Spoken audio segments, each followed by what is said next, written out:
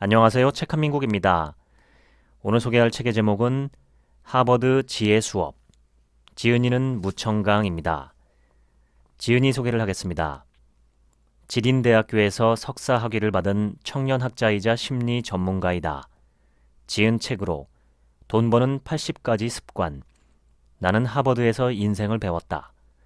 안정적이고 고요한 인생 수행 과목, 하버드 부자 수업, 삶이란 이렇듯 어쩔 수 없는 것, 그러니 당신은 담담해져야 한다. 웨스트포인트 사나이가 되기 위한 훈련 과목 등이 있다. 프랭클린 루즈벨트는 자녀들이 부모에게 지나치게 의존하는 것을 막고자 어떤 지원도 제공하지 않았으며 자기 능력으로 사업을 시작하고 능력껏 돈을 벌도록 놔두었다. 돈에 있어서 그는 언제나 철저했다. 한 번은 아들이 여행 중에 좋은 말을 사느라 돌아올 여비까지 사용했다. 아들이 전화로 도움을 구하자 루즈벨트는 말과 함께 수영해서 돌아와 라고 답했다. 아들은 결국 말을 팔고 기차표를 살 수밖에 없었다. 그 후 아들은 돈을 계획적으로 사용하고 관리했다고 한다. 오바마 부부는 늘 자녀의 삶에 녹아들려고 노력했다. 급한 일이 아니면 두 딸의 무도회나 농구 경기에 참석했다. 영부인 미셸 오바마 여사는 하루의 스케줄에 자녀와 놀기 시간을 넣어두고 실천했으며 딸들의 학교 생활에 많은 관심을 가지고 교사와 자주 연락하곤 했다. 오바마 대통령이 가장 자랑스러워하는 것은 21개월에 걸친 대선 기간에도 두 딸의 학부모 모임에 직접 참석했다는 점이다. 외국 순방이나 출장 때면 매일 밤 딸에게 전화해 부모가 잊지 않고 있다는 것을 보여주었다. 제23대 하버드 대학 총장 코넌트는 대학의 명예는 학교 내 건물과 학생 수가 아니라 세대를 거듭하며 드러나는 한 세대의 수준에 있다라고 말했다. 이는 하버드의 교육 철학이다. 하버드 출신 미국 대통령, 노벨상 수상자, CEO가 많이 배출된 것도 이러한 교육 방침 때문이다. 이 책은 성공 인사들의 인생 교훈을 모아 삶의 지혜를 총정리했다. 어느 조각가는 어떤 일이든 완벽해야 한다고 생각했다. 그가 완성한 조각상은 누가 진짜 사람이고 어느 것이 조각인지 구분하지 못할 정도로 감탄을 자아냈다. 그런데 어느 날 조각가에게 죽음의 신이 찾아와 인생이 얼마 남지 않았다고 말했다. 조각가는 오랫동안 고심한 끝에 자기와 똑같은 조각상 11개를 만들었다. 그리고 죽음의 신이 찾아와 문을 두드릴 때 조각상 사이에 숨었다. 결국 사신은 조각가를 데려가지 못했다. 천국에 돌아간 사신은 하나님께 물었다. 사신은 다시 조각가의 방에 와서 외쳤다. 이 조각상들은 완벽해 보이지만 여기에 약간의 결함이 있구나. 그러자 완벽을 추구하는 조각가는 뛰쳐나와 따졌다. 아니, 결점이 어디 있다고? 너무 완벽하다는 것이 곧 결점이다. 이제 가자. 죽을 때가 되었다. 금에도 순금이 없고 세상 만물도 완벽한 것 자체가 없다. 사람도 예외가 아니다. 완벽함의 추구는 아름다운 환각일 뿐 좋은 이상이 아니다. 완벽 추구는 심리적 불균형을 가져오고 엄청난 정신적 스트레스를 부른다. 완벽한 결과를 얻으려다 오히려 값진 것을 잃어버리게 된다. 중국에 물이 너무 맑으면 고기가 없고 사람이 너무 각박하면 친구가 없다라는 교훈이 있다. 완벽만 추구한다면 오히려 완벽에서 더 멀어질 수 있다. 하버드 심리학 박사 탈 벤 샤르의 긍정심리학 강의는 학생들이 선호하는 강의 중 하나이다. 박사는 뛰어난 것을 추구하되 완벽주의자가 되지 말라고 가르친다. 완벽주의자는 결국 자신이 이룬 것조차도 부정한다. 만약 당신이 완벽한 인생을 소유하기를 바란다면 반드시 실망하고 좌절하게 된다. 1981년 제정된 골든 라즈베리 상은 최악의 영화, 최악의 감독, 최악의 배우에게 수여하는 상이다. 2005년까지 매회 수상자를 선정했지만 골든 라즈베리 시상식에 참석한 사람은 단 한 명도 없었다. 2005년 2월 26일 제77회 아카데미상 개막 전날 밤 골든 라즈베리 시상식이 할리우드 중부 소극장에서 시작되었다. 사회자는 이번 최악의 여주인공 수상자인 할리 베리 여사가 상을 받습니다 라고 너스레를 떨었다. 300여 명이 모인 장내에 폭소가 터졌고 진행자는 오직 바보만이 이 상을 받으러 올 것입니다 라고 말을 이었다. 이때 아름답게 단장한 할리 베리가 무대 뒤에서 시상대로 걸어 나왔다. 그녀는 모두를 향해 손을 흔들어 주었다. 사람들은 놀라서 눈을 크게 뜨고 입을 벌렸다. 할리 베리는 시상대에 올라 골든 라즈베리 최악의 여주인공 트로피를 받았다. 그러자 환호와 더불어 우레와 같은 박수가 터져나왔고 10분 동안이나 이어졌다. 할리 베리는 인사를 한 뒤 말했다.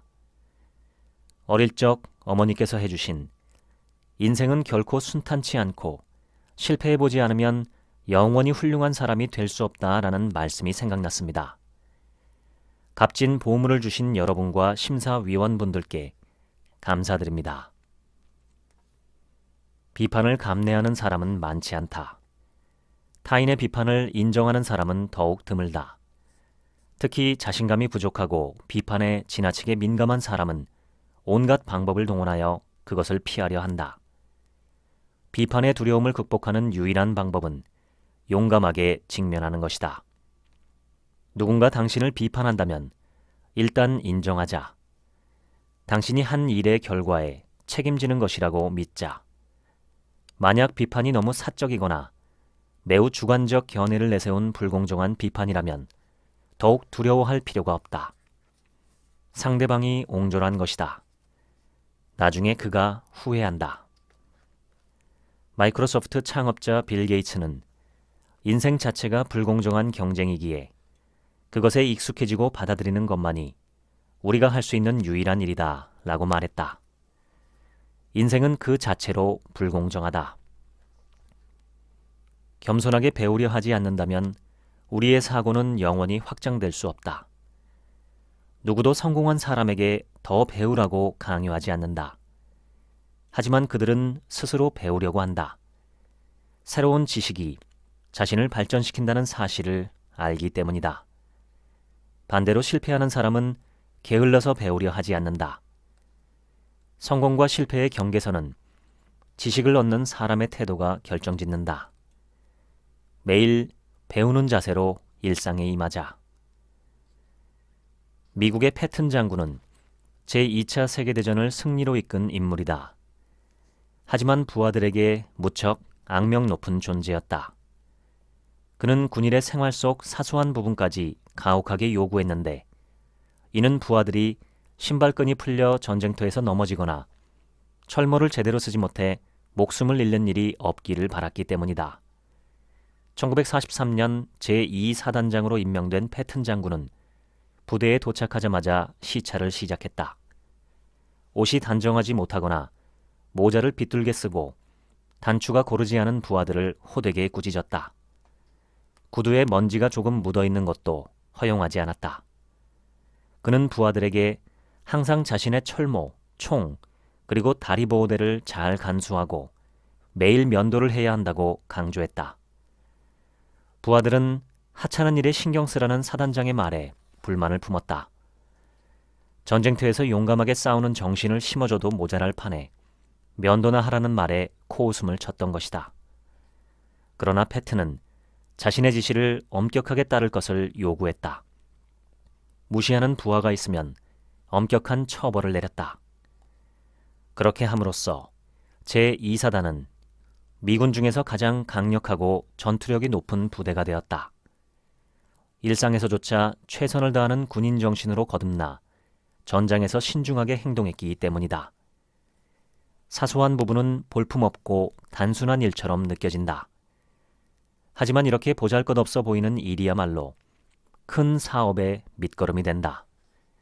작은 부분을 살피지 못하고 대충대충 넘어가는 사람은 자신의 삶을 진지하게 바라보지 못한다. 2001년 5월 20일 조지 허버트는 가장 위대한 세일즈맨에게 주는 황금 장화상을 수상했다. 1975년 브루킹스 연구소에서 닉슨 대통령에게 소형 녹음기 한 대를 판 사람에게 이 상을 준 뒤로 줄곧 수여된 적이 없었다. 그런데 조지 허버트가 조지 W. 부시 대통령에게 도끼를 판매하며 이 상을 수상하게 된 것이다. 1927년에 창립된 브루킹스 연구소는 매 기수 회원이 졸업 전에 영업 실력을 가장 잘 발휘할 수 있도록 독특한 실습 문제를 내는 전통이 있었다.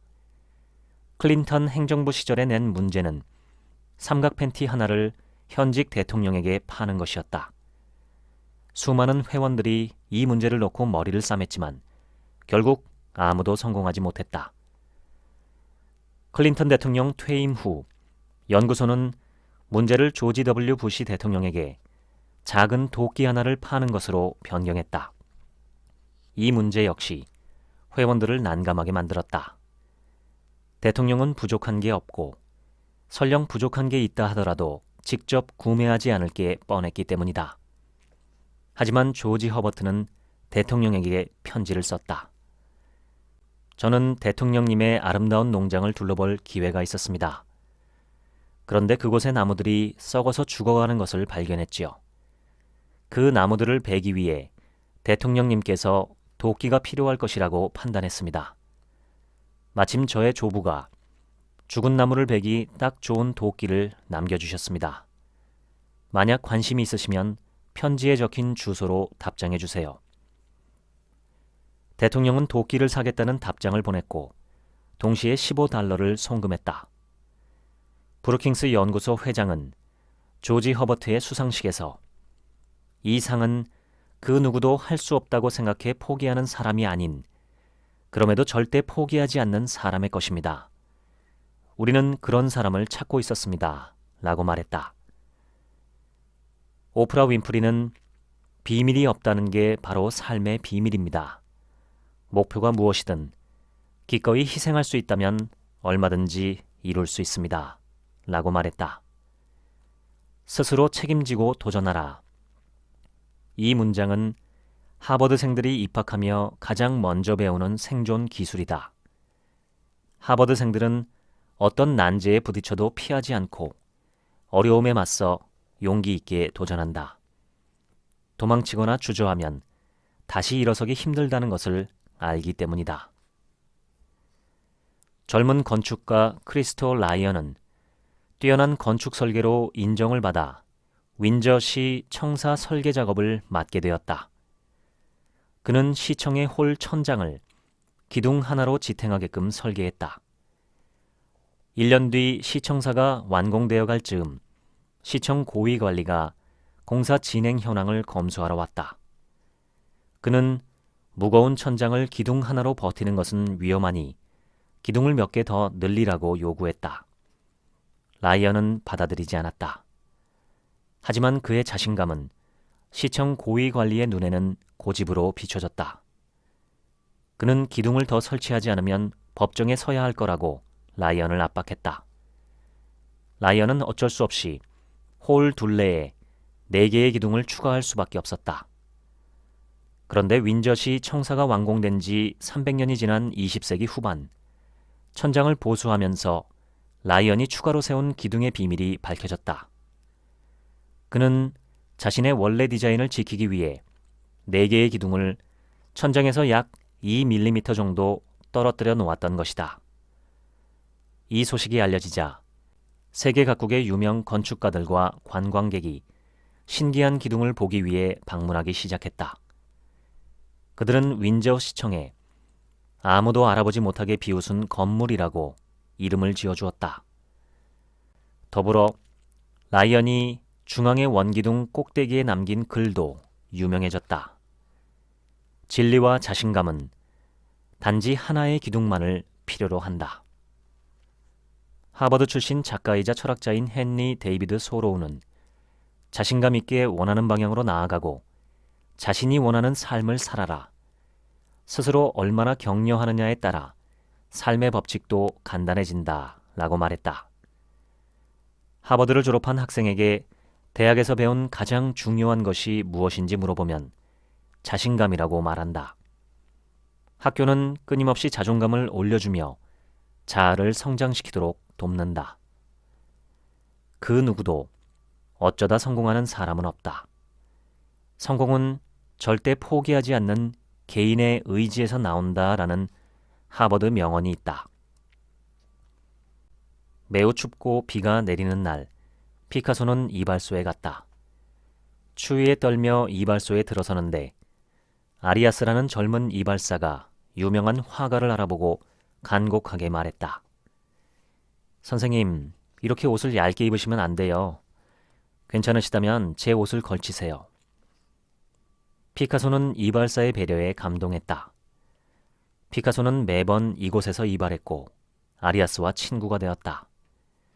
피카소는 자주 아리아스를 집으로 초대했다. 때론 아리아스에게 자신의 작업실에서 머리를 깎게 했다. 그에게 차를 선물하기도 했다. 두 사람은 28살이나 나이 차이가 났지만 우정은 나날이 두터워졌다. 아리아스는 피카소를 제2의 아버지로 생각할 정도로 존경했다. 누구도 그를 모욕하거나 공격하지 못하게 했다. 피카소는 죽으면서 50점의 그림을 아리아스에게 남겼다. 하지만 그는 그림을 모두 박물관에 기증하였다. 어떤 상황이나 어떤 일을 하든 우리는 많은 사람과 다양한 방법으로 만나고 있다. 인맥이 넓을수록 걸어갈 길은 든든해진다. 몇 명의 인맥을 만나든 진중하고 진실돼야 한다. 천만금은 쉽게 얻을 수 있어도 친구는 얻기 어렵다라는 속담이 있다. 친구를 사귀려면 반드시 적극적인 마음이 있어야 한다. 침묵은 다른 사람의 관심을 끌지 못한다. 주도적으로 행동하지 않으면 절대 다른 사람과 접점이 생길 수 없다. 성공의 비결은 단순하다. 친구 사귀기를 밥 먹고 옷 입는 것처럼 자연스러운 일로 여기면 된다. 파나소닉의 창업자 마스시타 고노스케는 한 사람의 성공은 곧 그 사람의 대인관계의 성공이다 라고 말했다. 변호사인 로비는 항상 노력하고 애를 쓰는 편이다. 로비는 자신의 소원대로 로펌의 수석 변호사가 되었다. 명성과 부를 가졌지만 생각만큼 즐겁지 않았다. 동료들은 모두 그를 존경했지만 거리를 두고 있었다. 아무도 그와 가까이 사귀고 싶어 하지 않았다. 친구를 찾고 즐거움도 찾기 위해 로비는 심리 상담소를 찾았다. 심리치료사는 로비의 말을 듣고 최선을 다해 다른 사람을 도우라는 처방을 내렸다. 몇 달 뒤 로비가 심리 상담소로 다시 찾아왔을 때 그는 다른 사람이 되어 있었다. 돌아가서 동료들을 돕다 보니까 점점 동료들도 마음을 열고 저를 받아들이기 시작했어요. 주말마다 함께 놀러가고 파티도 하고 정말 기분이 묘하네요. 적극적으로 상대방을 돕는 것은 호의를 보이는 표현이다. 오는 정이 있어야 가는 정이 있다라는 속담에는 세상의 이치가 담겨 있다. 소소한 일 하나라도 도와주면 상대는 고마움을 느끼고 기억하게 된다. 나중에 곤란한 처지에 놓이면 그는 틀림없이 당신을 도와줄 것이다. 관계를 쌓고 신뢰를 구축하는 가장 쉬운 방법은 적극적으로 돕는 것이다. 하버드 대학의 탈벤 샤르 박사는 친구가 주는 즐거움을 얻으려면 끊임없이 친구에게 즐거움을 주어야 한다라고 말했다. 링컨은 젊었을 적에 시를 지어 다른 사람들을 풍자하는 걸 즐겼다. 그리고 종이에 적어 사람들이 자주 다니는 곳에 두고 쉽게 발견할 수 있도록 했다. 남의 잘못을 비꼬며 통쾌함을 느끼고 상대가 화내는 모습에 재미를 느꼈다. 그러나 한 사건을 계기로 함부로 남을 비판하는 버릇을 버리게 되었다.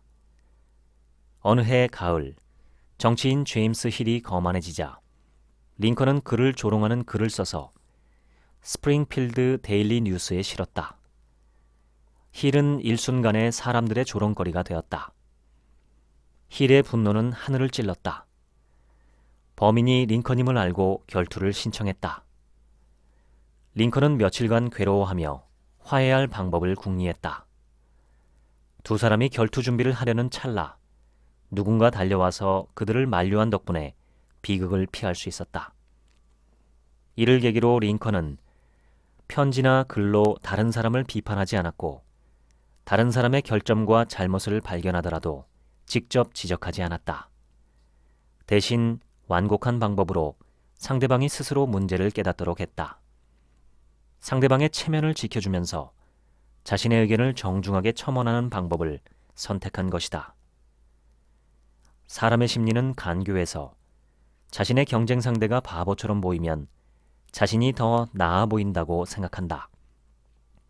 그래서 상대의 결점, 단점, 상처, 약점을 들춰내며 남들이 이를 알아채기를 원한다. 굉장한 위험성을 내포하고 있다. 그 위험성은 당신의 인간관계의 핵폭탄이다. 우리는 세상을 살아갈 때 상대의 부족함을 보더라도 말하지 않는 이치를 깨달아야 한다. 난처한 상황에 빠진 사람의 체면을 적절히 살려준다면 호감을 얻을 수 있다. 내가 상대를 대하는 태도가 상대가 나를 대하는 태도를 결정한다. 다른 사람의 신임을 얻고 싶다면 결점을 묵인해주는 지혜가 필요하다. 18세기 프랑스 계몽사상가 볼테르는 사람들에게 수수께끼를 냈다. 세상에서 가장 길지만 짧고 가장 빠르지만 느리고 나뉘어 있지만 가장 크며 가장 무시당하지만 가장 사람을 안타깝게 만들며 이것이 없이는 아무것도 할 수 없고 모든 작은 것들을 사라지게 하고 모든 위대한 것들이 계속 살아있게 하는 것은 무엇일까요? 볼테르는 답을 설명했다. 가장 긴 것은 시간입니다. 무궁무진하기 때문이죠. 가장 짧은 것도 시간입니다. 많은 계획이 시간이 부족해서 실현되지 못하기 때문이죠. 기다리는 사람에게는 시간이 가장 느리게 가는 것처럼 느껴질 것이고 즐거운 사람에게는 시간이 너무 빠르게 갈 것입니다. 시간은 무한히 발전할 수 있고 또 끝없이 나눠질 수 있습니다.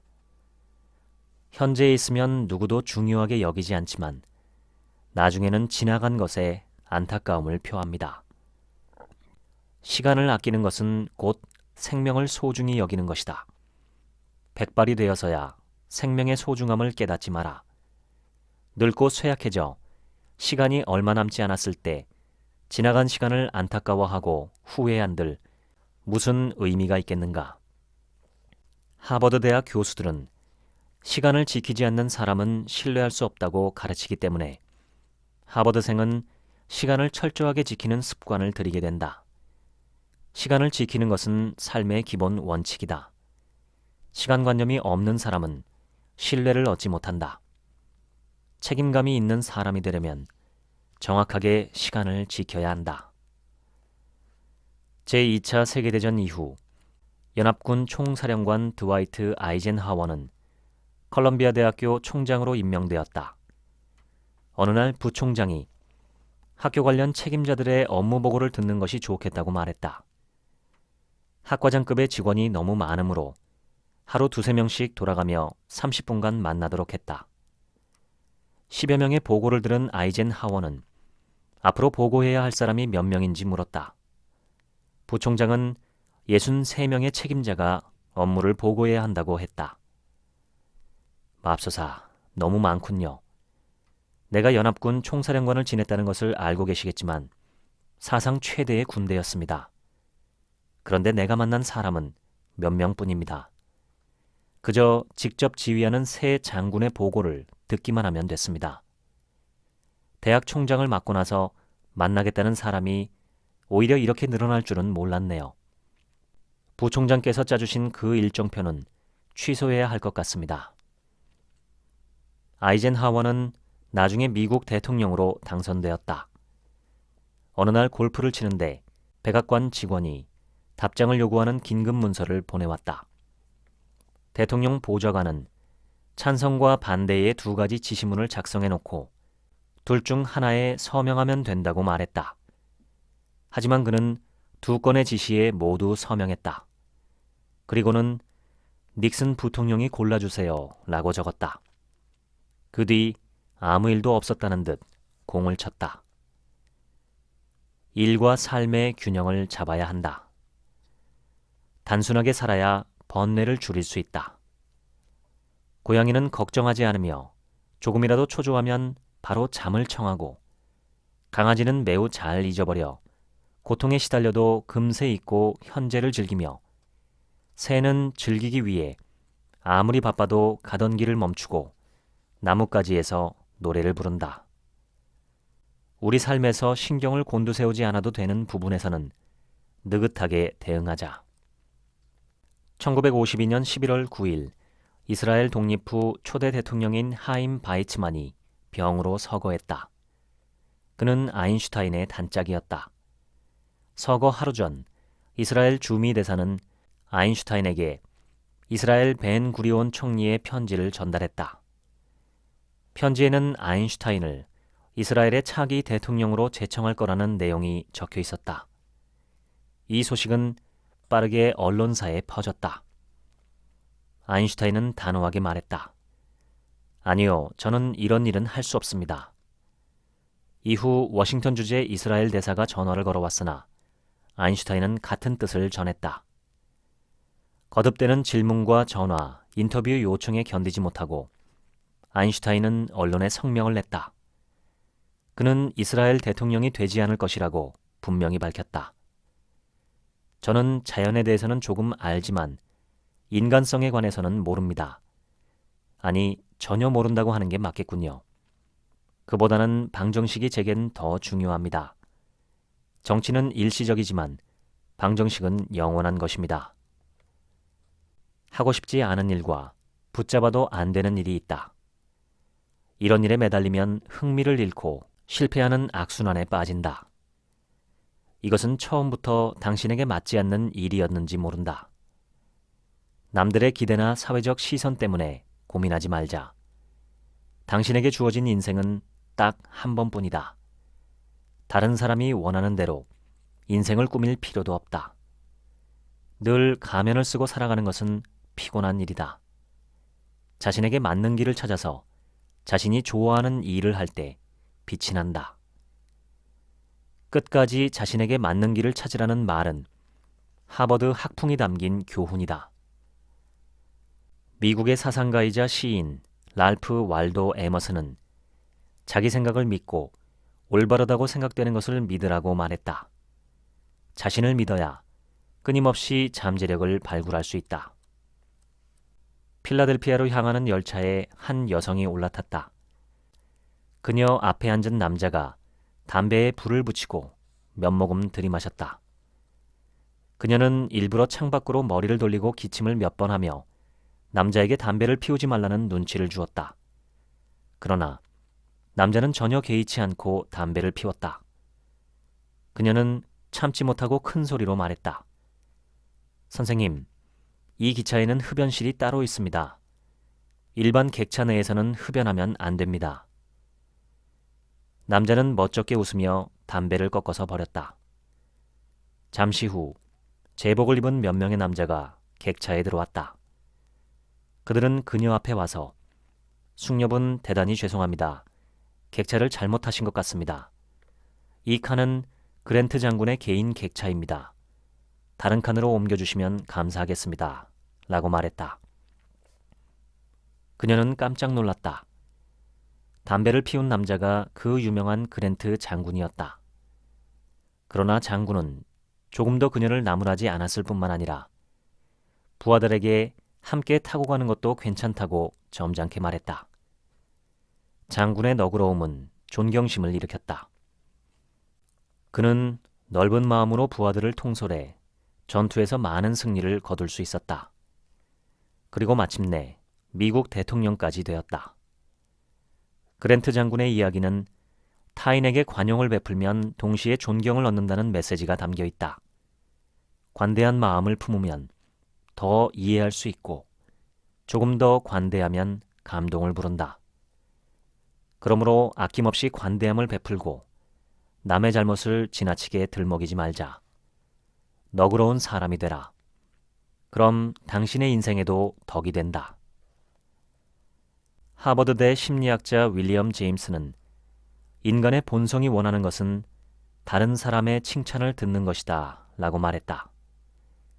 비판은 날카로운 칼과 같고 악담은 악취나는 오물과 같다. 손해를 감수하는 사람은 큰 사람이다. 송나라 양주성의 번화한 시가지에 매초풍이 전당포를 열었다.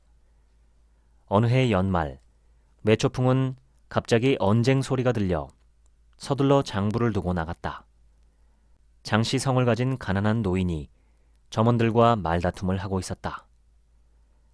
매초풍은 항상 너그럽게 사람을 대했다.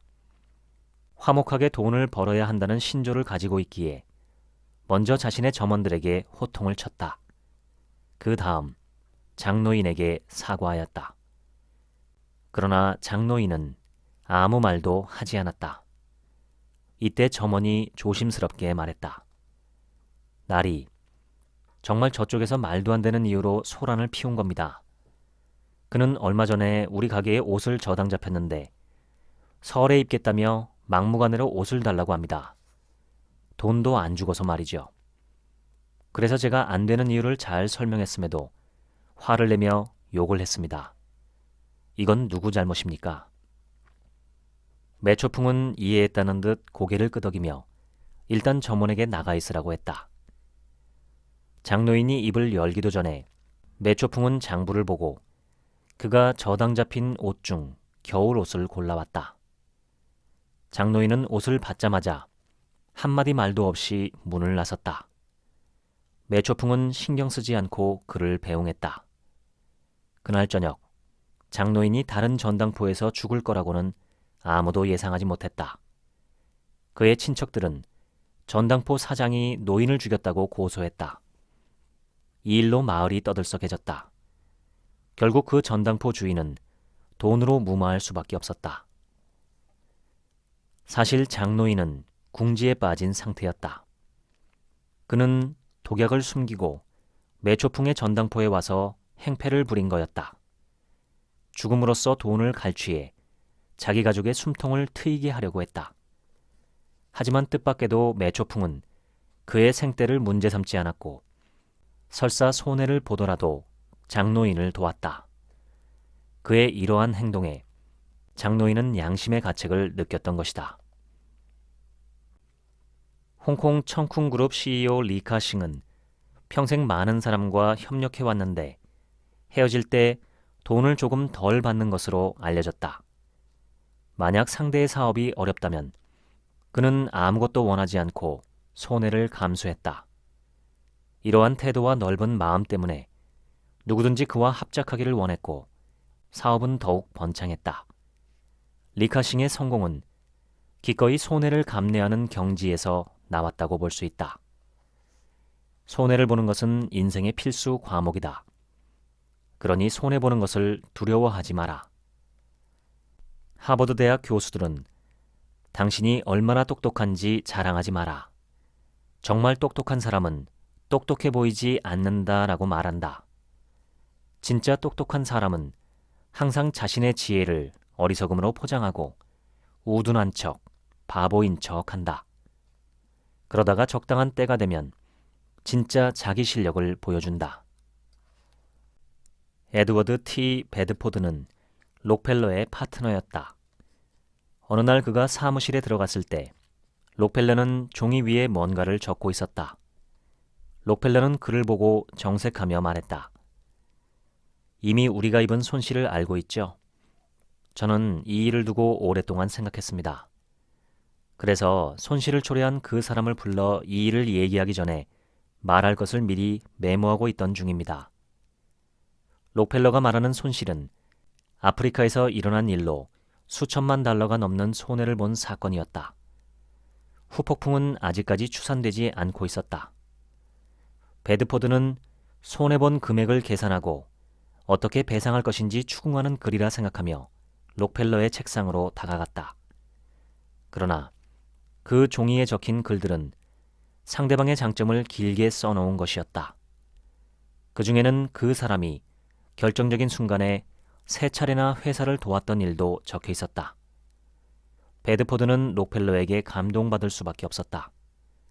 당시를 기억한 베드포드는 한 인터뷰에서 이렇게 말했다.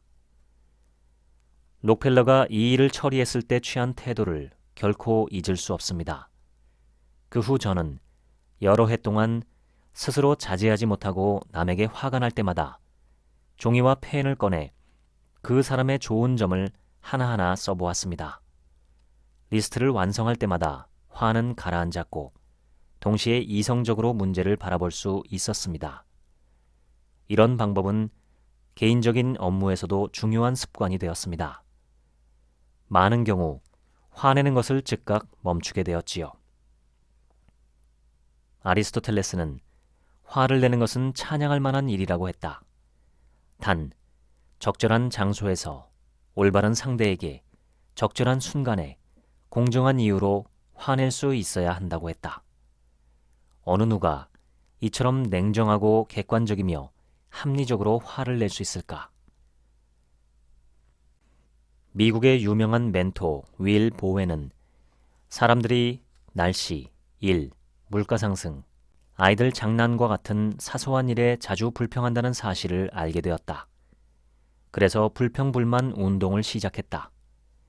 1년도 채 되지 않아 전 세계 80개국에서 600만 명의 자원자가 모집되었다. 활동 내용은 모든 사람이 각자 자신의 왼쪽 손목에 보라색 팔찌를 찬 다음 불평하면 오른쪽 손목으로 옮기고 불평하면 다시 왼쪽 손목으로 옮기는 식이었다. 보라색 팔찌가 한 팔목에서 21일 동안 바뀌지 않을 때만 행사가 성공적으로 끝난다. 윌 보웬은 이 캠페인을 성공적으로 마치고 나서 자신이 불평하지 않는 좋은 습관을 가졌다는 사실을 깨닫고 놀랄 것이다. 당신의 생각은 바뀌기 시작했으니 축하한다. 이제 열심히 최선을 다해 인생을 살아가면 된다 라고 말했다. 하버드 대학의 탈벤 샤르 박사는 지금부터 불평하지 말고 자신의 삶에 책임을 져야 한다고 말했다. 불평을 멈추고 긍정적인 행동을 하라. 목차를 읽겠습니다. 프롤로그, 세대를 초월해 전해지는 하버드 인생 지혜. 파트 1, 마음가짐이 인생을 이끈다. 완벽한 인생은 환상일 뿐이다. 인생은 경주가 아니라 여행이다. 열정에 불을 지펴라. 비판은 입에 쓴 약이다. 웃음이 어려움을 이기게 한다. 공평한 세상은 없다. 아름다움은 일상에 숨어 있다. 파트 2, 좋은 습관은 인생의 자산이다. 의심하는 습관은 공격용 무기이다. 배움에는 끝이 없다. 성공하려면 성실을 먼저 배워라. 작은 일을 손에 잡고 큰 일을 도모하라. 책임은 현명한 자의 방패이다. 도전하고 또 도전하라. 끈기가 성공을 키운다. 파트 3, 좋은 인간관계가 인생을 풍요롭게 한다. 상대를 배려하면 다른 세계가 열린다. 망설이지 말고 먼저 다가가라. 마음을 열면 도울 방법이 보인다. 인간 존중은 인생 최고의 미덕이다. 먼저 이해하면 호감을 선물 받는다. 상대의 결점에 침묵하라. 약속을 지키는 일보다 중요한 일은 없다. 다른 사람을 도울 기회를 소중히 여겨라. 파트 4, 시간은 가장 귀한 자산이다. 시간 관리의 허점은 용서되지 않는다. 효과적인 일에 집중하라. 미루기는 시간 도둑이다. 자기만의 시간 운용 법칙을 만들자. 핑계는 시간을 갉아먹는 좀이다. 쉴 때와 일할 때를 구분해야 한다. 일과 휴식의 균형이 맞아야 삶이 조화롭다. 파트 5, 목표 설정은 성공의 설계도이다. 성공의 길에는 보이지 않는 계단이 있다.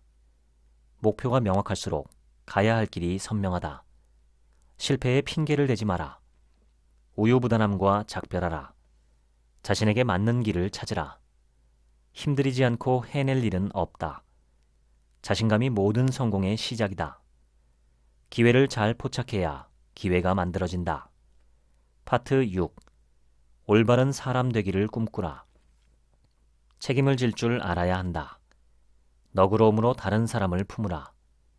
칭찬하는 법을 배우면 어딜 가나 환영받는다. 비판은 날카로운 칼과 같고 악담은 악취나는 오물과 같다. 손해를 감수하는 자는 뜻이 큰 사람이다. 어리석은 자가 똑똑하다고 자랑한다. 작은 것을 양보해야 큰 것을 얻는다. 타협할 줄 아는 것은 지혜의 산물이다. 파트 7. 사고의 깊이가 인생의 넓이를 결정한다. 편안할 때도 위기의 때를 생각하라. 올바른 선택을 했다면 주저하지 마라. 목표가 있다면 오늘부터 나아가야 한다. 반성은 자신을 성숙하게 한다. 꿈꾸는 것만큼 도전하게 된다. 발상을 전환하면 일은 쉽게 풀린다. 실천하지 않으면 쓸데없는 계획일 뿐이다. 다수의 의견을 참고하되 스스로 결정하라. 파트 8. 자신을 아는 게 먼저다. 장점은 키우고 단점은 피하라. 감성으로 삶을 변화시켜라. 내면이 강해야 우뚝 설 수 있다. 긍정의 마음으로 자신을 바라보자. 예민할수록 혼자 고립된다. 부끄러움을 버리면 장애물이 사라진다. 행복은 스스로 채워가야 한다. 우쭐대는 자의 세상은 좁다. 파트 9. 감정 조절이 삶의 평화를 부른다. 감정의 노예가 되지 마라. 화가 난다면 숫자를 세어라. 초조함에서 벗어나 침착함을 배우라. 괜한 갈등은 피하라. 걱정 중 99%는 절대 일어나지 않을 일이다. 후회하느니 차라리 만회하라. 불평은 삶만 더 나빠지게 만든다. 실증 내지 말고 열정을 방출하라. 두려움은 약한 사람만 정복한다. 파트 10. 행복과 불행은 나의 생각에 달렸다. 행복을 느껴야 인생을 즐길 수 있다. 감사하면 행복해진다. 부러워하면 진다. 꿈이 마르면 행복이 자라지 않는다. 기대치가 높으면 행복은 낮아진다. 행복하고 싶다면 행복의 조건을 바꿔라. 증오의 사슬을 끊어야 행복이 깃든다. 기쁨은 나눌수록 더 풍성해진다. 지금까지 하버드 지혜 수업 읽어드렸습니다. 지금부턴 제 얘기입니다. 제가 한 번은 인용이 많은 책은 짜깁기 같아서 싫다는 댓글을 본 적이 있습니다. 그런데 저는 인용이 많든 적든 큰 관심이 없습니다. 그저 제게 영감을 주고 동기부여를 해주고 신선한 정보 또는 이야기를 담고 있는지 여부에만 관심이 있습니다. 하버드라는 이름이 붙은 책도 많고 이 책처럼 하버드에 다닌 적도 없는 사람이 쓴 하버드 제목의 책도 많습니다. 어떤 땐 거의 모든 얘기가 어디선가 들어본 이야기 또는 아는 이야기입니다. 문제는 실천이죠. 내가 하나라도 실천을 하고 있느냐, 아니면 적어도 시도해 본 적이라도 있느냐 하는 것입니다. 실천에 대한 동기부여가 되고 도전을 좀 더 쉽게 해주는 방법론이 있느냐, 저는 이런 점들이 중요하다고 봅니다. 그런 면에서 어떤 책들은 도움이 되기도 하고 어떤 책들은 그렇지 않기도 합니다. 이 책을 읽으면서 저는 한 가지 방법을 실험해 봐야겠다는 생각이 들었습니다.